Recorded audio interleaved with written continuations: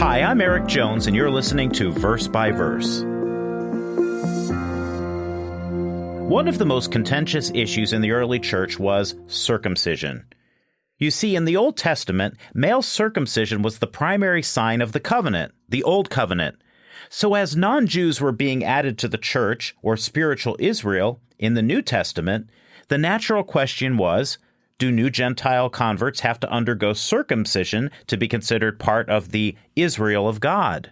This became so contentious that it required all of the apostles and elders to gather in Jerusalem for a special conference to discuss the issue. Now, we don't have time to go through all the details of that conference. You can read the details in Acts chapter 15. But long story short, the apostles and elders, under God's guidance, came to a consensus decision that Gentiles did not have to undergo the procedure. Circumcision was now a matter of the heart, not of the flesh. But what we want to focus on in this episode is part of the determination that James and the group came to. Let's read it in Acts chapter 15, verses 19 through 21. Again, this is James speaking. Verse 19, "Therefore, in my judgment, we should not cause difficulties for those among the Gentiles who turn to God, but instead we should write to them to abstain from things polluted by idols, from sexual immorality, from eating anything that has been strangled, and from blood. For since ancient times Moses has had those who proclaim him in every city, and every Sabbath day he is read aloud in the synagogues." We'll stop there. If you go down a few verses, to verses 28 through 29, you'll see that James's position essentially becomes the position adopted by the apostles.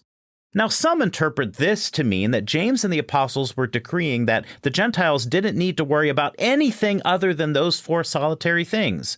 All they needed to do was, 1, abstain from things offered to idols, 2, stay away from sexual immorality, 3, stay away from things strangled, and 4, avoid consuming blood. Sometimes people will point to this and say, see, nothing is said about the Sabbath and holy days or about clean and unclean meats, so those things aren't necessary for Gentile Christians. But is that really what James and the apostles were saying, or even thinking? We can see how faulty that logic is by considering other things not mentioned here. James didn't include anything about lying in this list, so were the Gentile Christians permitted to lie? James didn't include murder in this list, so were the Gentile Christians now permitted to murder? And James didn't include honoring parents in this list, or the need to love others in general, or the need to love God, so were all of those things unnecessary for the Gentiles? Do you see the point? Making this list out to be the totality of what was required of Gentiles under the new covenant is very dangerous, because many fundamental things aren't listed. So what is the correct interpretation?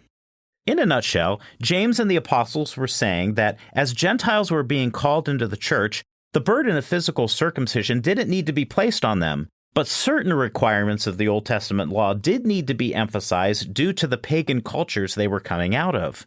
They were coming out from societies and religions based on idolatry. Many lived in sexually perverse societies, and consuming blood and things strangled were part of their regular diets. So essentially, James was saying, begin by teaching them these basic principles. These were 4 areas that many of these people needed to learn and change immediately. Then, as time would go on, they would learn the many other laws and principles of God's way of life.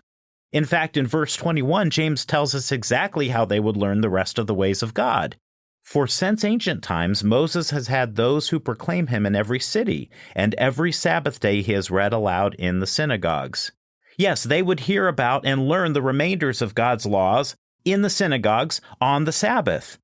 James and the rest of the apostles assumed the Gentiles would be assembling every Sabbath to hear and learn from the Word of God. Now, we see a principle at work here that's been long understood by God's church. You don't necessarily weigh down a new convert with every requirement of God's way immediately upon their calling. They need to be taught basics first, and then go from milk to meat gradually.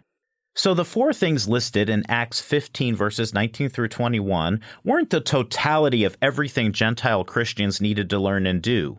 They were merely 4 essential starting points on which the rest of God's way would be gradually built.